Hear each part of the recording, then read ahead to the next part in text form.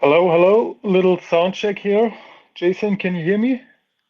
I got you, man. Can you hear me okay? Perfect. Yeah, I can hear you. Okay, I got my phone sitting on my desk. It's kind of a hard surface, so if it starts to echo, let me know.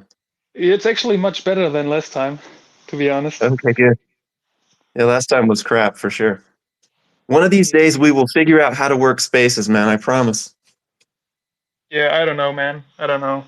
But I actually see right now that we got STC as a listener. So big shout outs to you. I love the posts that you made, and it was really great. And we really love that you enjoy the art as much as we do. 100%. Yeah, thanks so much. We appreciate all you guys. Okay, so I gotta learn, some people are able to play music in the beginning of a space to have get some kind of chill vibe. I have no idea how they do that actually. Hey, I got a mixer, and it was funny because I was listening to one of Chaz's spaces the other day while I was working, and he was talking about getting his Rodecaster delivered, and I actually have a Rodecaster, and with it you can plug into a computer and play whatever sounds you want. You can do it with anything really, but the mixer kind of makes it nice. And one of the things you can do is you can download like a mobile phone emulator to your desktop computer and basically turn your desktop computer into the Twitter app and then do it that way. So I mean, I'm sure nobody really cares about all this technical crap, but we can talk about getting that going in the next one. This is what our second one, our third one. So I think we got a little bit of a learning curve to get through.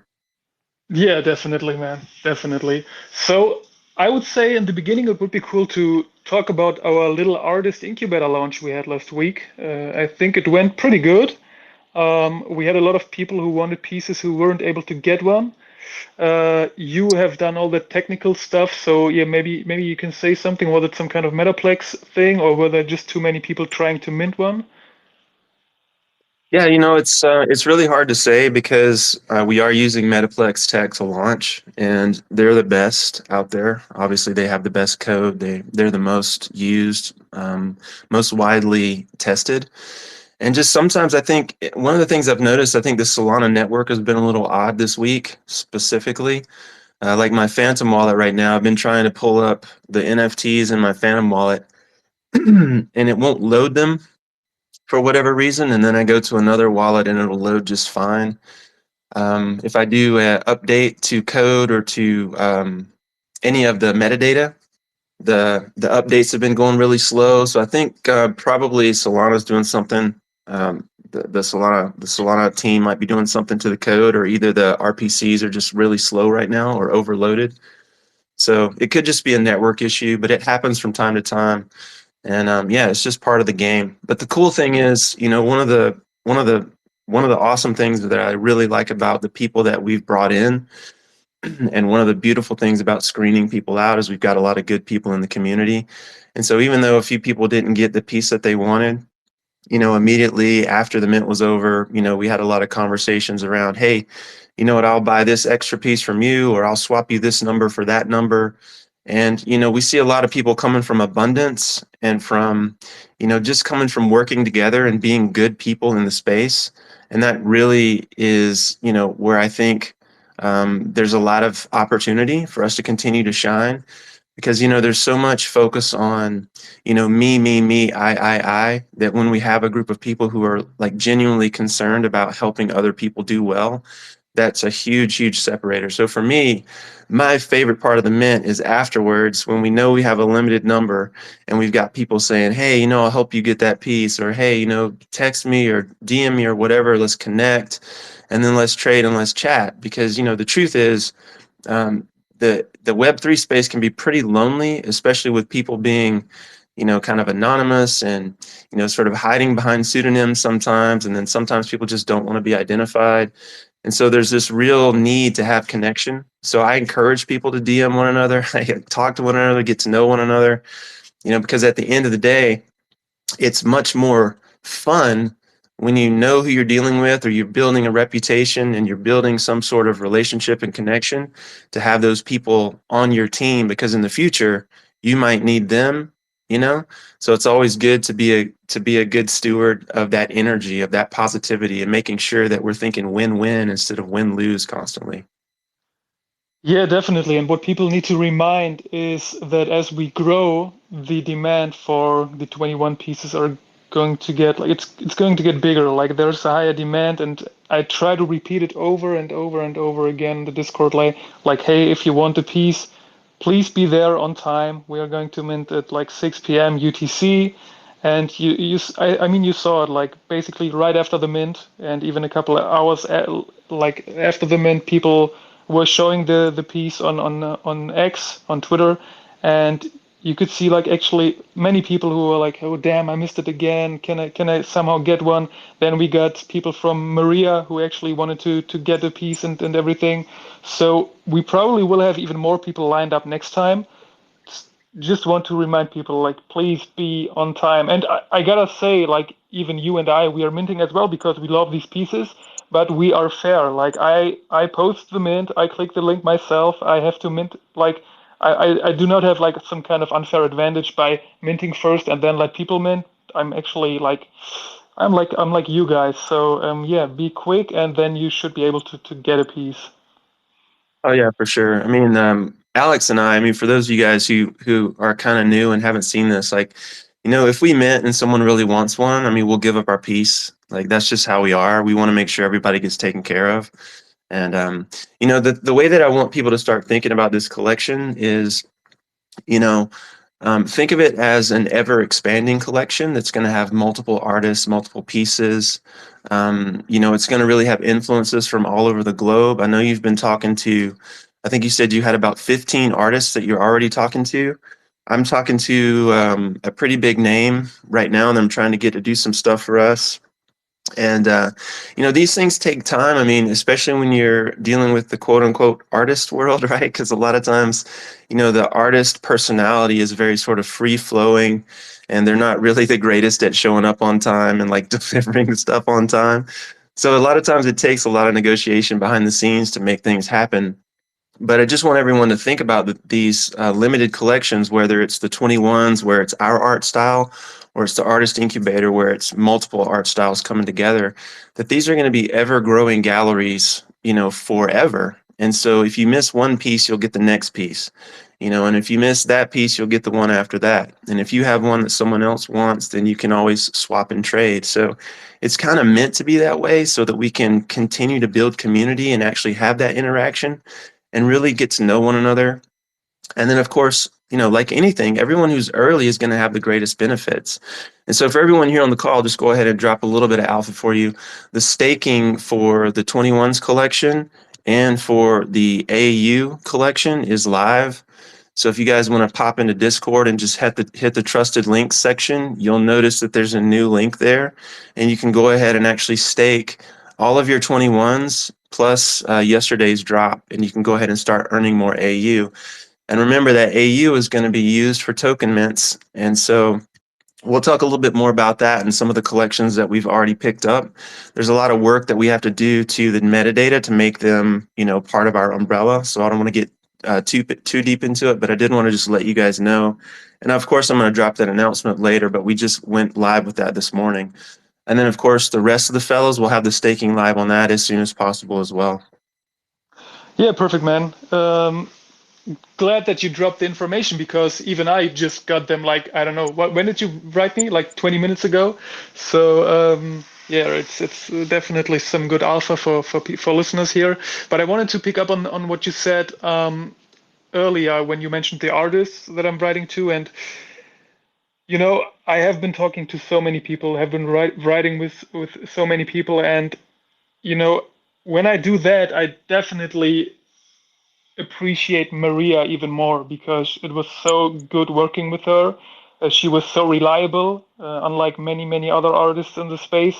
They kind of like ghost you, even like you're in the middle of a conversation and then they suddenly do not reply, or it takes like weeks to reply. And then they think of some stuff like, "Hey, I wasn't able to talk to you because of this and that," and it's some it's actually a business world here what we do, and you have to be reliable, and that's a thing that kind of applies to the whole space because we've talked so much about the immaturity of the space and that the space is maturing right now.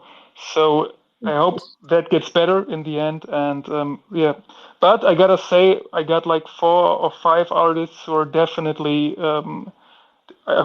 considering to implement into the artist incubator because they have very cool art. I want to send you some samples. Haven't done that yet, but really looking forward to work with these people. And I think yeah, our community is going to love the art.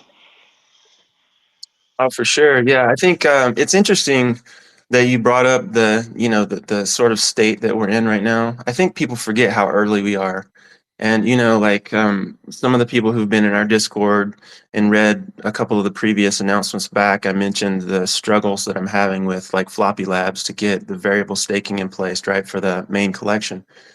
And, like in the real world, if I were providing a service and I'm offering a service and I say, hey, this is what you have to do to get the service, and then the person jumps through the hoops, and then I wait like 7 weeks, 9 weeks. I think it's been like 10 weeks now to get any sort of resolution on the variable staking. Like that would never happen, and you would immediately not use that service anymore and go to someone else. And in this space, it's a little bit different. You have some options, but you have to wonder: are the options reliable? Are the options really going to be functional? And then so when I'm looking at it from a business standpoint, why am I still trying to work with Floppy? Well, the reason I'm still trying to work with them is because they pay out a cash flow dividend, which tells me that they have a strong business. And if they weren't able to pay that out, then I would know they didn't have a strong business and I wouldn't mess with them. And so it's like, do I want to risk it with a no name or a up and comer or someone else who's not really kicking off cash flow? I can't look at a balance sheet. I can't look at the team. People are scattered all over the world. So I kind of have to look at cash flow because it's the only thing you can't really fake. And, in the real world, if we're talking about service, and you and I, we've talked about this a lot, like everyone on this call and everyone in the Discord, we're doing this slow growth thing where we're really trying to make sure that we provide a high level of service to everyone, which sounds kind of odd in this space because the space tends to be a little bit more me than we, or let me serve you. And I feel like that's going to be one of the biggest differentiating factors in what we're building versus some of the other projects, right? So when I think about how early we are, this sort of lack of service, this sort of ghosting you on appointments, this sort of taking 4 months to get back to someone, it's just a consequence, a natural consequence of being so early in the space that people are either distracted or they haven't really elevated their game to the place where they feel like they are doing this as a profession, right?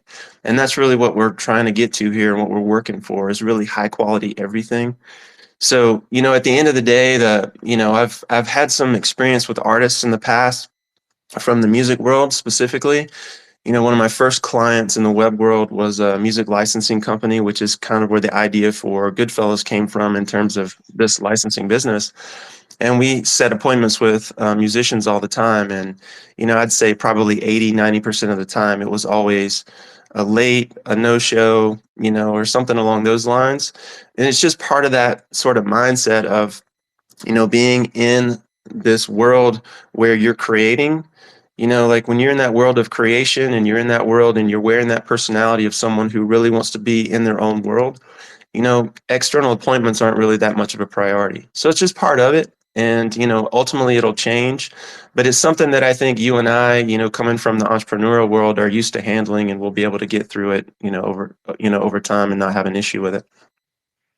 Yeah, man, it's actually interesting that you brought up a point that we are so early in this space because just today, most listeners probably know that I'm from Germany, and in terms of crypto and NFTs, we are still living in middle age. So I just read an article in German from some kind of business website providing information about everything regarding financial economy and everything. And they actually just released an article talking about the revival of NFTs, that they're coming back, and they explicitly mentioned Solana.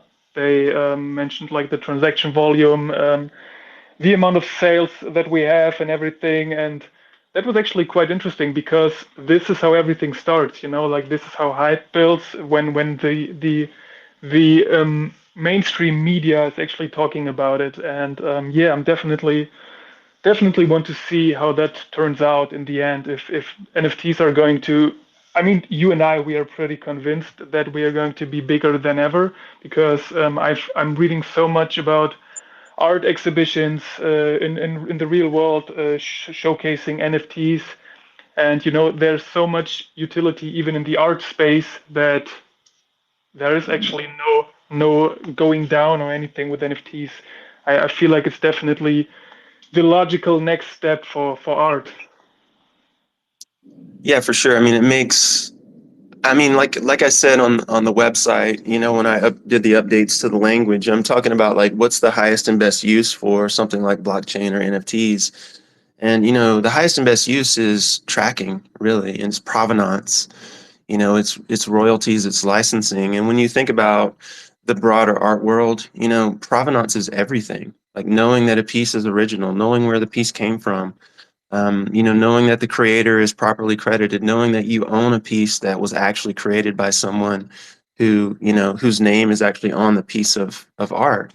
So I feel like that's a huge, huge, huge aspect of what's coming, but it's going to be even bigger than that, right? And so one of the things I want to drop here because it's easier to explain than to type is some of the ideas that we're kicking around the collections that we're building. So for those of you guys who've been with us for a little bit, you'll know that one of our strategies is to acquire abandoned artwork, rugged artwork, just any quality artwork we can get, whether it's new or old, whether we hire it done or whether we acquire it. We're looking for just quality pieces that we can bring under the Goodfellas umbrella, and then get that artwork in the hands of our holders via like AU mints or token mints or what have you. And one of the uses of these collections is that we can actually go into a business in the real world and we can offer a service to that business. So let's say, for example, we have a collection that is music related, for example. So now I can take this pre-built collection and I can go to my buddy who's in the music licensing and I can say, hey, listen, I have all of this artwork. It's beautiful. It's done by this amazing guy out in, Spain or what have you. Look, check out these pieces and let's see if we can come together and create a partnership whereby, I license some of your music and attach it to this NFT. And then now he has a way where he can actually track royalties if he partners with us in that particular piece of music. Or we could do copies of that music, just like you would MP3s, right? And now he has also the ability to track where his music's going and to create memberships with those particular NFTs. So that would be one usage of it. Another usage of it, let's say I had a bar that was like a speakeasy and I had some NFTs that were related to like, like I don't know, like alcohol or something like that, right? Like everybody's got their weed NFTs, their alcohol NFTs, whatever. I could go to them and I could say, listen, instead of selling that $10,000 membership, face to face here inside your facility, we could actually put an NFT in your customer's wallet so that when they show up to the speakeasy door, they have to show you this NFT to get in, right?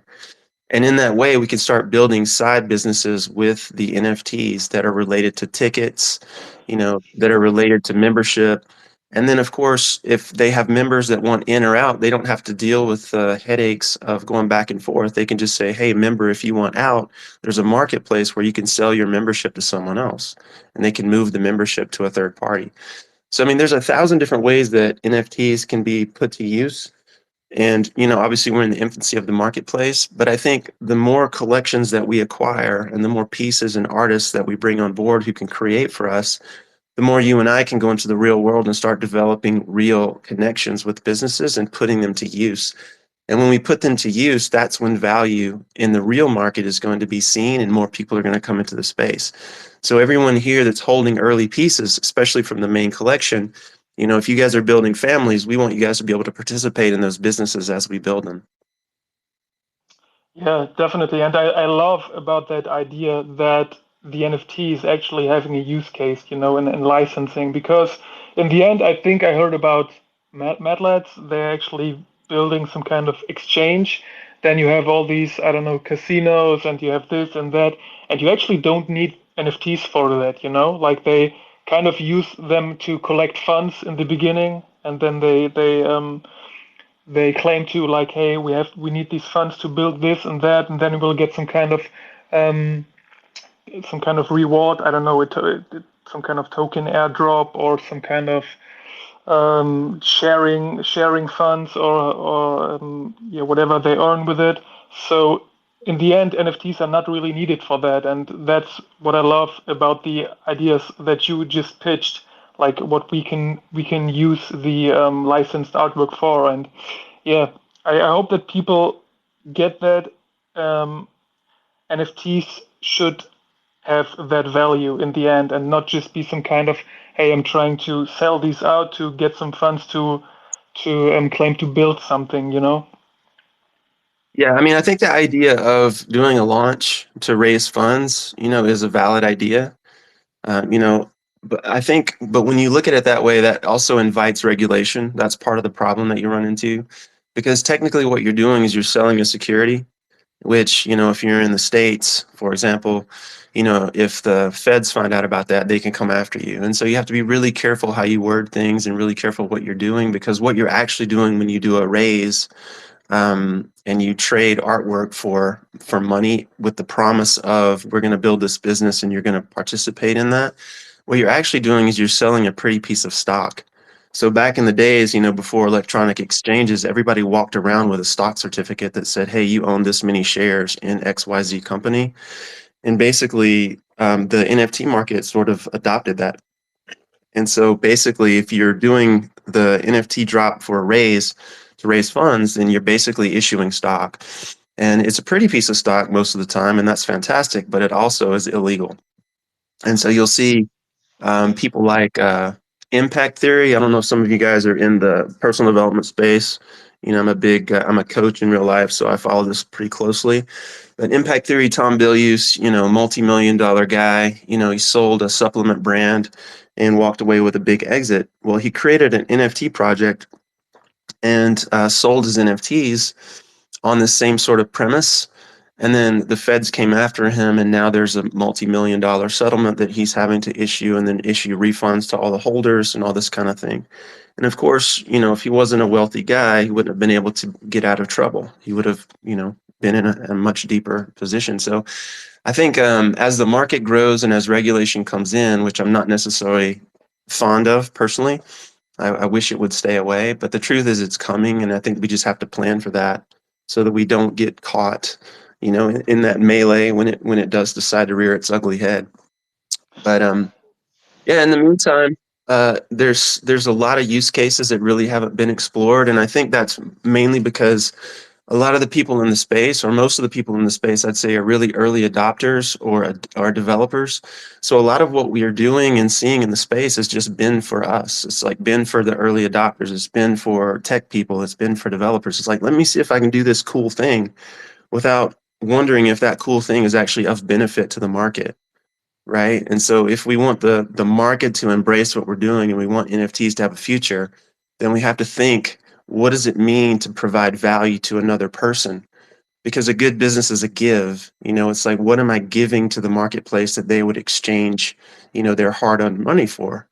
And so that's kind of the angle that I'm coming at from when I look at NFTs.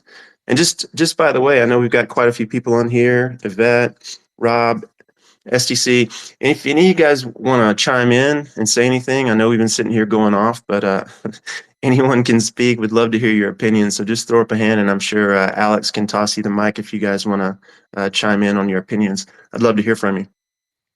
Definitely, man, I agree. But I just wanted to, like, you just mentioned a guy who had some kind of, what did you say, supplement company, and then like had an NFT project after. What exactly Yeah, happened? Like, no, he built a brand of like a food brand, right? That was sold healthy food.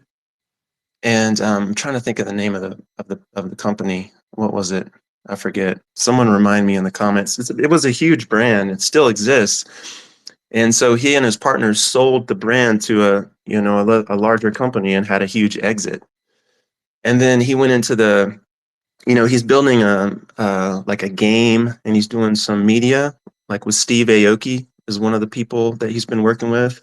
They put out some comics. They've done a lot of different things, but he issued an NFT project that someone basically reported, and the SEC came down on him, and now he's having to pay this massive fine and give money back. Okay, crazy. Is the case public? Like, is the NFT project still? Can I find it somewhere, or is it like must have been Yeah, minted somewhere, right?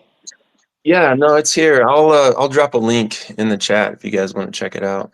I'll dig it up while you're talking. That's crazy, man. That's crazy. I actually read a comment today from a guy who was like, "Hey, pin this tweet," and he said that not too far away, like maybe in a couple months, maybe a year or two, Ethereum NFTs will be completely gone, replaced by Solana. What do you think about that? I don't think that's ever going to happen. Um, you have to realize what Solana is and what Ethereum is and what Bitcoin is. Like every chain has a different sort of use case and base. Ethereum has already, and two, you have to understand a little bit about how markets work, right? So like Ethereum has already established itself as like the premier artwork NFT chain. So Solana might supplant that with volume, but volume is not quality. Does that make sense?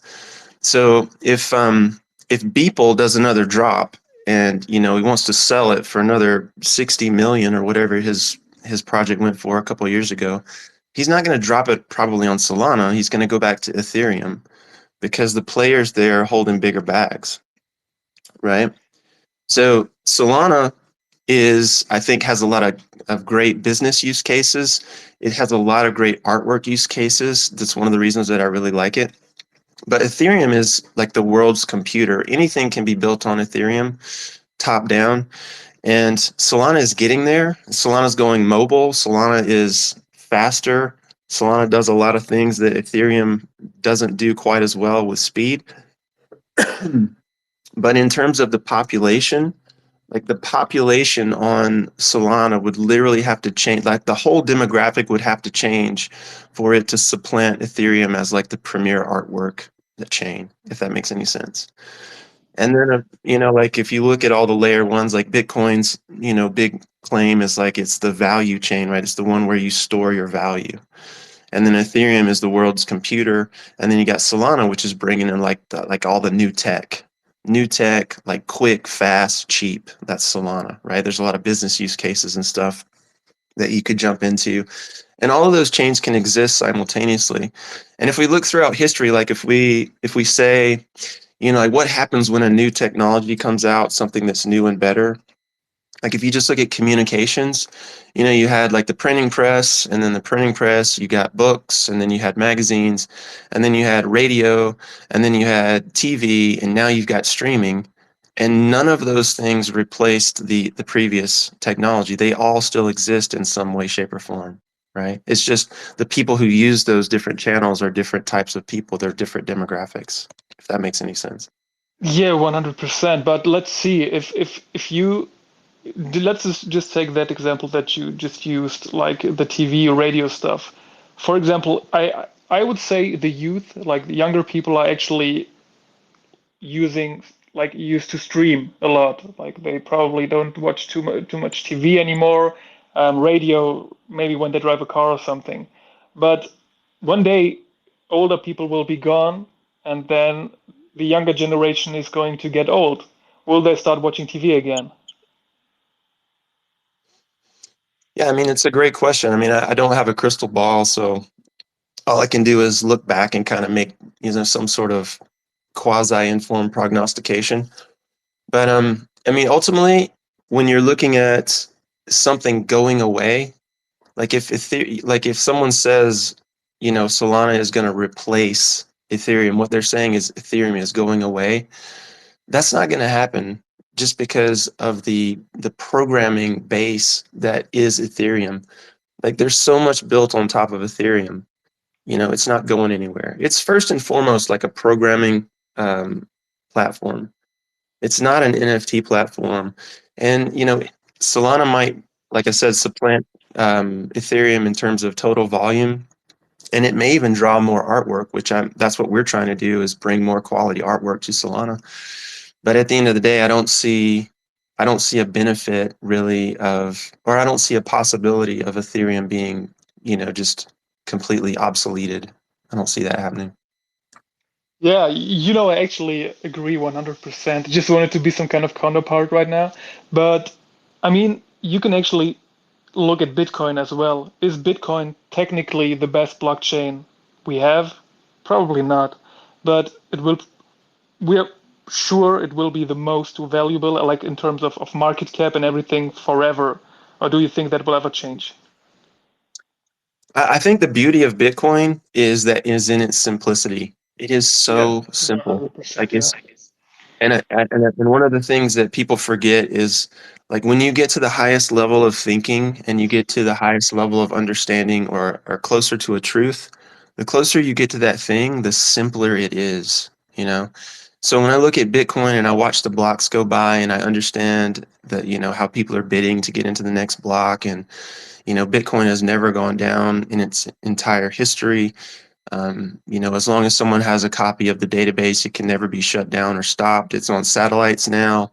It'll be on Mars. It'll follow us to Mars when we land on Mars. I don't ever see the value proposition of Bitcoin going away, and I don't think anything can do value preservation better than Bitcoin. But in terms of like trading, that's not what you want to do on Bitcoin. You want to do that on a layer two or on another chain. Degen stuff, well, you can do it on Bitcoin, but it's probably best on another chain, a faster chain. Like so, I mean, when we talk about the different chains, you just kind of have to look at what they're best at. But the cool thing about the Bitcoin chain and the ordinals, for example, when we started dropping ordinals, we started at the 21. We were at 21 million on ordinals in terms of total count. I think now we're in the 60 millions. All of those ordinals consist of Satoshis, which are, there's 100 million Satoshis in each Bitcoin. So the base unit of Bitcoin is not Bitcoin, it's actually a Satoshi. And everyone who's holding an ordinal is holding those Satoshis. So everyone who bought an ordinal and is sitting on those Satoshis, their Satoshis have only continued to grow in value this entire time. And that's one of the reasons that you don't see a lot of trading on Bitcoin, because the actual asset itself, the underlying asset that's living on chain and taking up space on chain is still made out of money. So like you kind of want to hold on to that, right? Like it's literally made out of money. So why would you want to get rid of it, right? Yeah, indeed, man. I feel like I do love Bitcoin as well. You mentioned that the simplicity is great and the ordinals are great, but I feel like this leads us to the question, is it necessary, like all that stuff that people try to do on Bitcoin right now? They're like trying to modernize it by by creating these but what we mentioned it like last time we spoke on the spaces, like the runes and everything, trying to make it Mm-hmm. accessible for degens. Do we need that? Like it's a store of value. We know that, and we have so many other chains to try stuff and to play around and make degen plays. So do we need that on Bitcoin actually? Yeah, I don't think anything in Web3 is about need yet. I think it's all just about want, you know. And people spend more money on what they want than what they need, right? And so if you're a developer and you know how to do really cool things and you want to drop something on Bitcoin that no one thought was possible, okay, it's a great way to make a name for yourself, achieve status, but it's also a great way to satisfy that deep desire to create. That's really what this is all about. If you're an entrepreneur, you're an artist, whatever the thing is, whatever your craft is, at the base level, you're a creator. You're trying to build something and create something and bring it to life, right? And we all have that need and that desire on some level. So if my skill set is coding on Bitcoin, then there's nothing that's going to stop me from coding what I want to code on Bitcoin. And then if people like it, so much the better, right? That's great. But at the end of the day, as long as I satisfied my need to create, whether someone likes it or not is irrelevant. The market will ultimately decide, but as a creator, I'm not going to stop creating because somebody else thinks that this chain should be used for X rather than Y, if that makes sense. Yeah, it definitely makes sense. Yeah, I couldn't agree more. Yeah, haven't really much to add to that. And I feel like yeah, we got a lot into crypto now. Maybe we should. I think a lot of people wonder regarding our project. When will the next pieces be released? And I know we haven't talked about it yet. Um, we got that little thing going that 21 editions are always being released on the 21st of the month. So yeah, we haven't really decided that yet, right? Well, yeah, it's kind of funny. We're kind of having our meeting right now in a public space, right? But yeah, I mean, when we have a collection like this, I mean, one idea, and feel free to chime in, guys. Like, if you have opinions on this, would love to hear.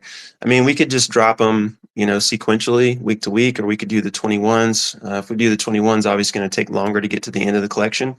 So, I mean, when we have someone who, like Maria, who actually delivers on time, which is really nice, we could do sequential drops, which I think would be kind of fun. But we could just ask the bosses and the fellows what they think they would like the most, and then go from there, I think. Yeah, definitely. Let's we can actually try to have some kind of community vote on that. But when I was talking to all these artists and thought about them creating pieces for us, and then I realized like, hey, we got like six of Maria's pieces left, and if we keep like releasing them every month, we are still like settled for half a year. So yeah, Yeah. that's why I thought like maybe we can have change the pace here and yeah, get pieces out maybe weekly um, Yep. to give other artists a chance to release on our artist incubator as well. So yeah, Yeah. let's why not have a community vote on that to let people decide. Going to Yeah. guess that they want it as fast as possible. For sure. Yeah. I mean, I think I had this idea the other day, right? Because everybody, as the community grows, we have people who want specific numbers. Like we got a guy collecting all the number ones, and then we got somebody else getting all the 17s, which I think is just super cool, right? Because everybody has their thing, and it creates all this really cool communication after the mint. And one of the things that's really cool about our project is because we're not dumping everything on the market all at once, we can do fun things like we could do a sequential mint, like we could do one piece followed by the next piece, or we could do dueling mints, like we could have two mints going at the same time so people can decide like, hey, which piece do I want to go after first, right? Like, so there's all these really cool ways we can spin this and have fun with it. And, I think that's part of the cool thing about, dropping in batches, dropping in small numbers, and then dropping to people who actually give a shit about the artwork rather than just anyone and everyone who wants to, flip it for a hamburger.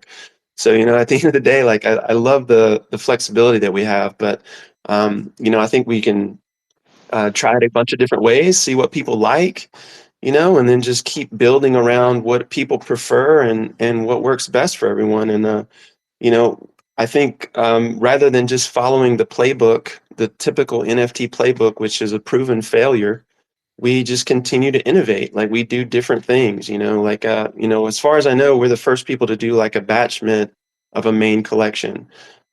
We're the first people to try to do the artist incubator stuff where we bring a lot of different artists with limited prints, with the print on the thing, with signed pieces. Like there's a lot of things that we've done that I think people don't really understand as like being kind of harder to do in a way. And I mean, I'm not really bragging, it probably sounds that way, but it's a little harder to do.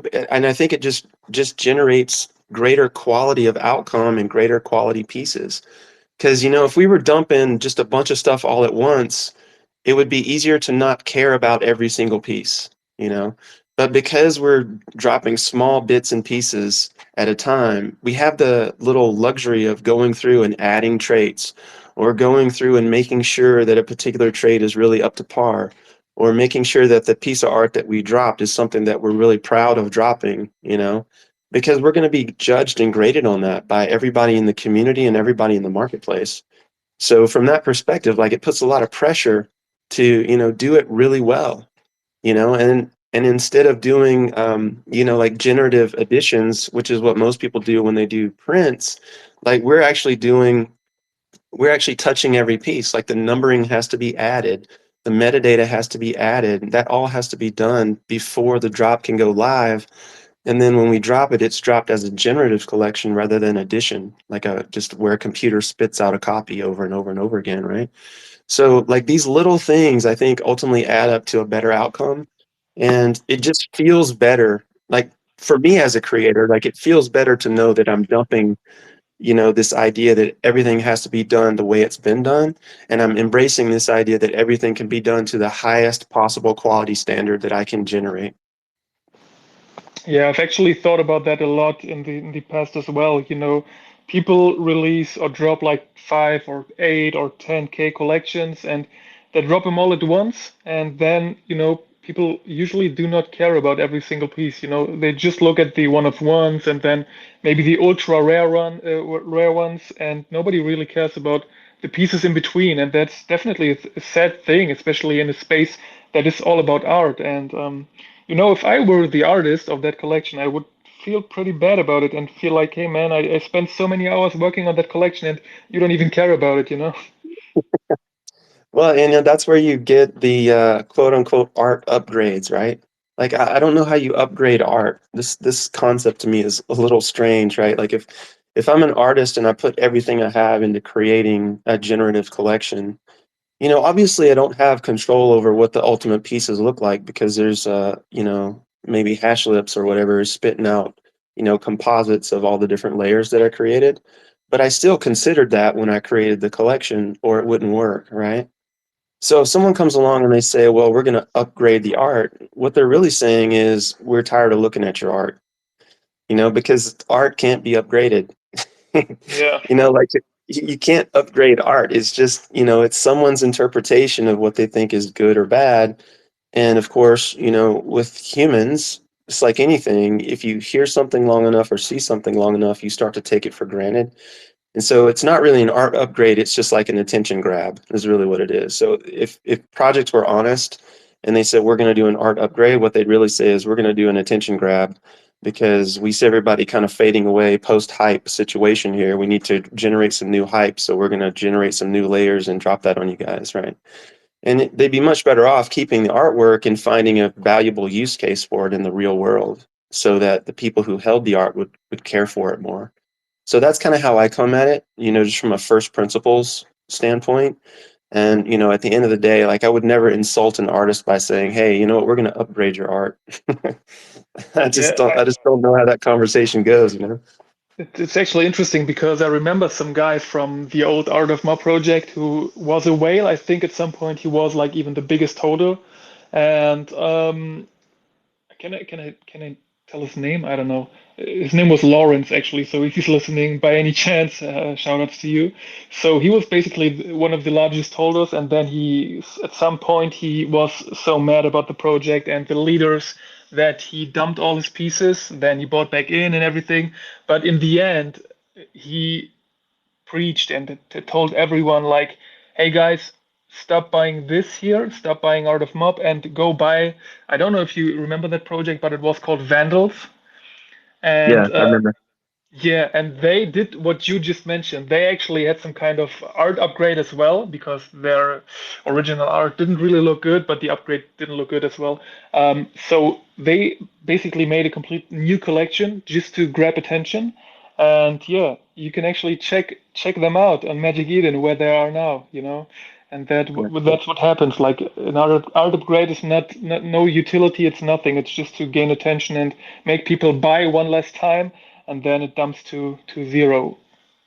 Yeah, it's kind of disrespectful to your people. I mean, for me, when I think of it, obviously I'm not God and I don't have the answer for everyone. This is just my answer, right? Like, if I'm buying into an NFT project nowadays, unless it's Goodfellas, you know, or something like like a hold a couple D gods, like unless it's Goodfellas, I'm looking at the artwork as the only reason for me to buy because I don't really trust that the teams are going to deliver, having been burned so many times.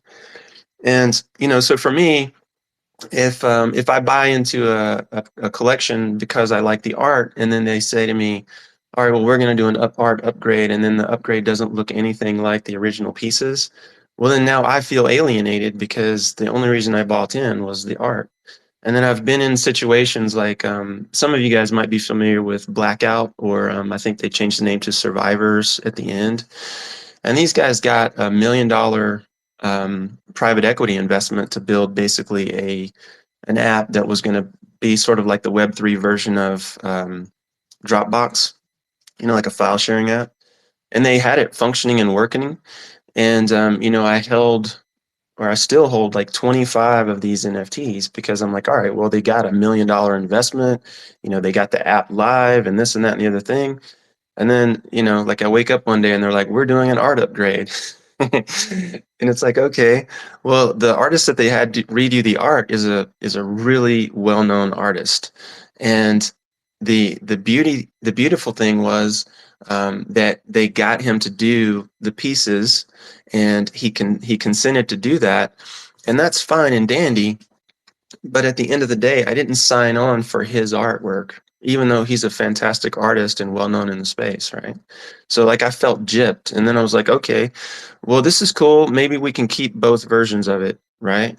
And so they were going to do this thing where, all right, well, you have to upgrade, but you can always, have the other piece. You can switch back and forth or something like that, right?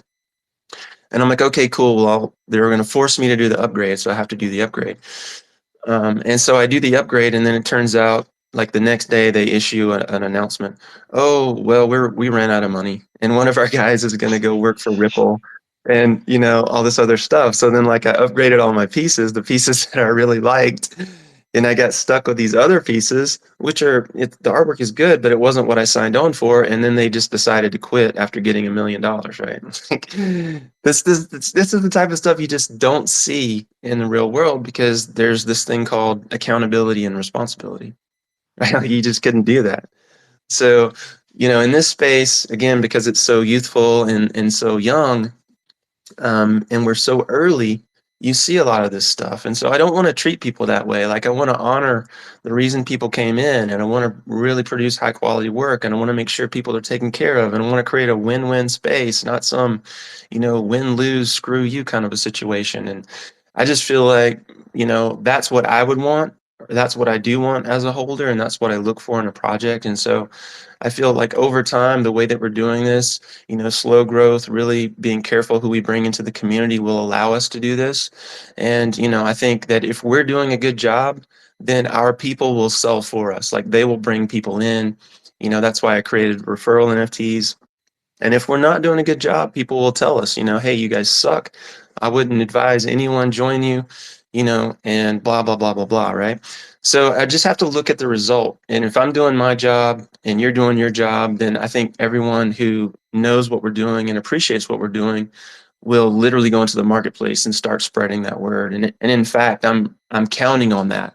So, so all the bosses out there, like when I ask you guys for feedback, I genuinely want to know. And I'm coming from a place of, I don't want you to sugarcoat it. Like if you feel like we're doing something wrong or I'm doing something wrong, or if you feel like something needs to be improved, then I want to know like the straight truth, not some watered down version of it. I see this a lot in Discord where people in the quote unquote leadership team will ask for feedback, but what they're really asking for is validation. And that's not what I'm asking for. When I'm asking someone for the way that they look or feel or see this thing happening, I really want to know, even if it hurts my feelings, because that's how I move forward, right? And I think with so much thin skin in the marketplace, you don't get enough of that. And if you can't get real feedback, then you don't know how people are perceiving you, and you don't know what the direction to go is. So for me personally, like having that honest interaction is super crucial. Just wanted to catch up real quick on the art upgrade thing that you just talked about, and the blackout thing. I think the idea that they had of being able to switch between old and new art is basically what the Gods is doing, right? So they have like season one, two, three, and you were able to switch between these. I'm not as familiar with the project, but from an outside perspective, it felt like it's still like that idea still wasn't really beneficial for them because from what I saw, it always felt like if they were in some kind of downswing, they announced like, "Hey, season two is coming. Hey, season three is coming," and then we know where they are now. Like they're still trying to find their spot, and I feel like I read that that Frank kind of I think he parted ways with how was that other guy called Kevin, and like merged some companies and everything.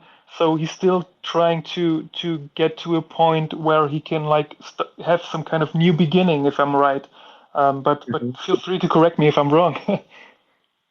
No, you're right. And just incidentally, for those of you guys who were curious about the lawsuit with impact theory, I put that in the comments if you guys want to check that out. Yeah, so I think what happened with DeGods, and I'll be really brief on this, is I think Frank saw NFTs as a luxury item. This is my interpretation of his words, right?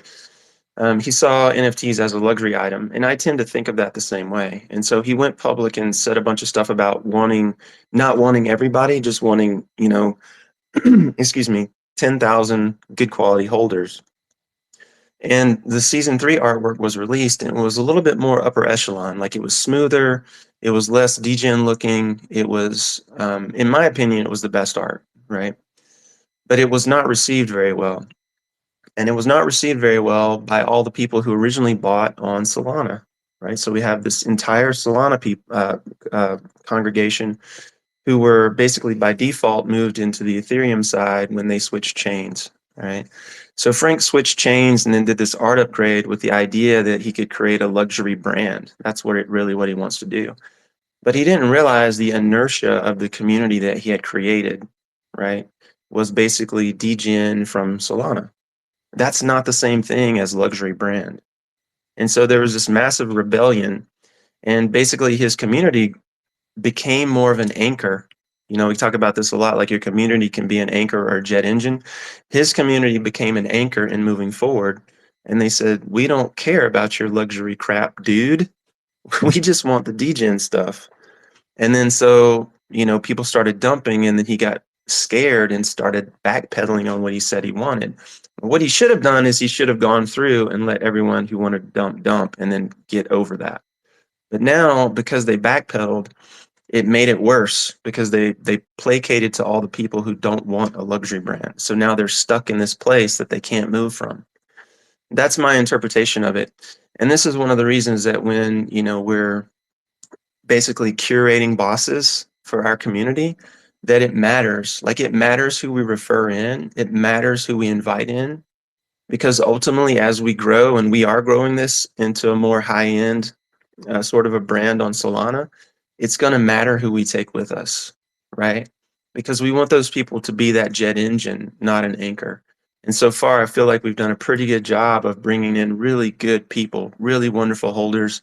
And, we've had a couple missteps here and there. We're going to make a lot of mistakes. But in terms of people, man, like we're 99%, we're working with great people, and I'm super stoked to have the people in the community that we do have. Yeah, man, couldn't agree more.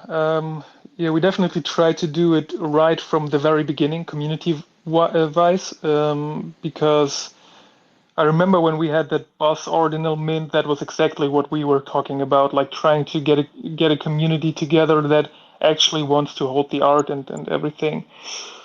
So yeah, I think we had many. When we started this space today, I was like, "Hey, let's have a short one today, maybe half an hour." But with you, time flies, man. So very happy 1 hour again. If you got nothing on your list, I think we can wrap it up here. Just wanted to remind people, go stake your pieces. Stay tuned for announcement regarding the artist incubator drops. From Maria and regarding the license collections that we have. And yeah, last words are yours, my friend. I think I've said too much already. I'm happy to open the floor if anyone has anything they'd like to add or any questions they'd like to ask. Happy to have that interaction. Otherwise, I've probably said too much. Perfect. I feel like we should maybe like have some kind of thread on the Discord for people like to ask questions, because I remember in my times when I started NFTs, I was always a little bit shy and didn't want to like go live on spaces and everything, but I had so many questions. So if people want to reach out, they can definitely ask questions on Discord, and or write us, DM us, everything you want if you want to know anything. So yeah, this should be it, man. Awesome, brother. Well, hey, I know you and I have to meet really quick, so we'll let everybody go and just honor your time. But yeah, thanks everybody for showing up. Appreciate you being here. And like Alex said, if you guys ever have any questions, feel free to reach out. We're doing our level best to provide value to you guys, and that's really what it's all about: is creating high quality and creating value for you guys and everything that we do. So if you see us slipping, be sure and reach out and say, "Hey, dickheads, let's get back on track." You know we'll get it going. So appreciate you guys being here, and we'll talk in the next spaces.